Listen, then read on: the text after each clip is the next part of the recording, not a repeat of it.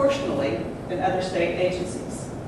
The proposed budget makes an additional 10% cut in their general revenue budget, as well as significant cuts in other funding, such as tuition assistance. Our community colleges have seen significant enrollment growth in recent years. In fact, they reported an 18.2% growth this past year. And enrollment growth is not being funded by our budget. We're demanding more while providing less dollars to community colleges who have an open enrollment policy and who therefore have a diverse student population with a wide range of needs. The state only provides about 15% of UT's budget and about 25% of ACC's. The significant cuts, however, will require finding additional revenue, such as even more increases in tuition, as our higher education institutions attempt to meet the demands of their growing populations. And speaking of tuition, it is reported that student debt has now surpassed credit card debt. With the state investing less and with few dollars available for tuition assistance, many students will be shut out from attending college at the very time that we are trying to create an educated workforce pipeline that will support a thriving economy. We've also been working toward encouraging enrollment growth in high-demand courses of study, such as nursing. In fact, last session we appropriated close to $50 million to our schools of nursing to increase both enrollment and completion. The original proposed House budget this year, though, actually zeroed out part of this fund, though a small portion has been restored at this point. This is incredibly short-sighted and will set us back in terms of keeping this pipeline flowing to provide workforce demand. Finally, I would like to mention the return on investment that Texas realizes by supporting our higher education institutions. Most new jobs require some form of post-secondary education, whether it be in technical schools, community colleges, or four-year institutions. Though Texas has made great strides in making sure that more students representing our diverse population are actually entering higher education, we are not keeping up. Without an educated workforce, no matter how friendly our business climate, jobs will not be created and our economic future will be in jeopardy. Governor Perry had an op-ed piece in this weekend's Austin American-Statesman where he addressed the critical relationship between our universities and our economy. He said, "University research is the lifeblood of our state innovation, medical treatments, and job creation." In fact, the University of Texas brought in $642 million in new research dollars this last year, mostly federal dollars, ranking them second only to MIT. The bottom line is, no matter how low our overall taxes, no matter how few our regulations, no matter how much tort reform is passed, businesses will not come to Texas if we do not have an educated workforce. Backing off of that investment is penny wise and pound foolish. I'm happy to answer any questions, and I'm sure they are as well. We'd be happy to take any questions about the petition drive itself, how we went about conducting it, what students were saying, or about Texas College Democrats in general. Did you say where you go to school? I go to Southern Methodist University.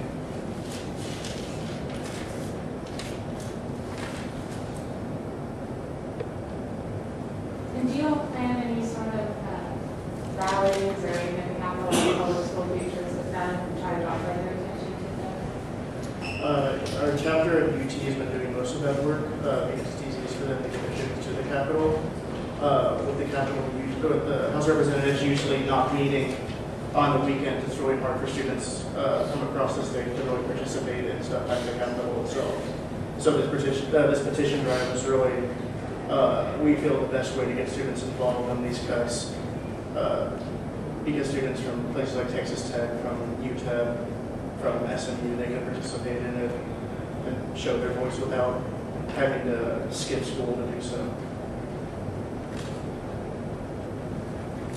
And how did you guys post signatures? Was it online? Yeah, it was an online petition using a website called FormStack.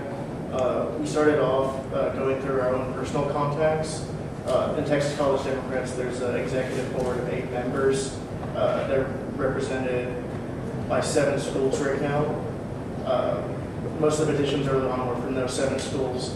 We eventually expanded out to social media using things like Facebook and generally just going about campus and telling students about it. And through that, we were able to get 1,500 signatures from those 60 schools. And we were never expecting to get that many schools to participate. Is that online anywhere, the copy of the petition? Yes, it is online. The wording of the petition is online. And a copy can be sent to you if you give me your contact information. I believe the petition's on our website at tscollegedems.org. Yeah, it is.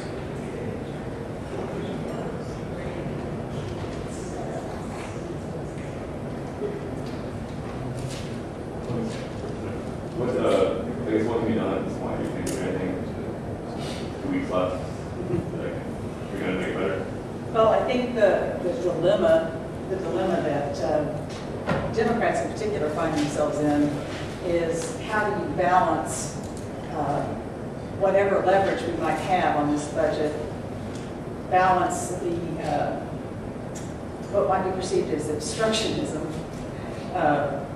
versus trying to find some Band-Aids to help make the pain less than it would be otherwise. The outcome here really that we want to see is more funding invested in public and higher education, as well as health and human services. And so how do you make that happen when you're a voice of 49 in a House of 150? And I don't know what the answer to that is. I think that's what we're struggling with now, trying to figure out how can we have the greatest impact. Clearly, the budget that we have before us and what we're seeing coming out of the Senate that's going to be in conference committee, neither budget gives us what I think we need for higher education. And therefore, it doesn't seem like there's going to be an outcome that we're going to be able to support. Right now, I would suggest that when we're looking at finding additional funding, what I hear from my Republican colleagues is that we don't want to increase taxes, we don't want to increase fees, that these are job-killing propositions. However, they don't want to use the rainy day fund, which is actually money that's already in the bank. I would suggest that tapping into the rainy day fund certainly is not job-killing. In fact, it could be construed as maintaining jobs and investing in future jobs, rather than looking at fee gimmicks that actually do impact businesses.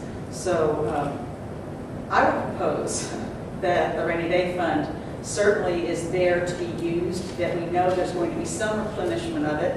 It has been depleted several times. It has not affected our debt ratings, our bond ratings. And that is the purpose of the fund, an economic stabilization fund. So I think we do have some options before us.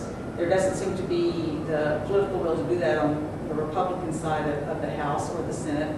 So I don't know what our options are right now, but certainly that's what I would be advocating for.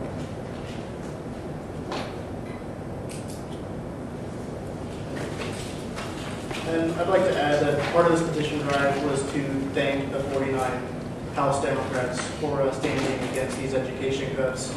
A lot of people were wondering, as the Texas College Democrats, does our lobbying effort only affect those 49 Democrats? And we hope that it would be able to really show the House Republicans that their constituents from all across the state stand against these education cuts as well.